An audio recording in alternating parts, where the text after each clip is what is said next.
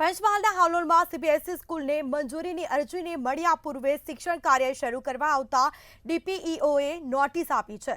School સંચાલકોએ affiliation certificate મળ્યા પહેલા પ્રપોઝ સીબીએસઈના નામે વિદ્યાર્થીઓને અભ્યાસ કરાવવામાં આવતો હોવાનું સામે આવ્યું। શાળા સંચાલકને જિલ્લા પ્રાથમિક શિક્ષણ અધિકારીએ નોટિસ આપી હતી। ખુલાસો શાળા સંચાલકોનો ખુલાસો યોગ્ય નહીં હોવાથી શિક્ષણ કાર્ય બંધ કરી અને નોટિસ આપીને કાર્યવાહી કરવામાં આવી છે।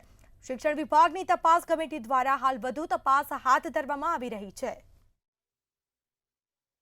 હાલોલ ખાતે સાનિયા સ્કૂલ છે, ત્યાં આગળ સીબીએસઈ માટે અમે દરખાસ્ત કરેલી છે, પરંતુ પ્રપોઝ સીબીએસઈના નામે ત્યાં આગળ બાળકોને છે શિક્ષણ કાર્ય ચાલુ રાખેલું છે।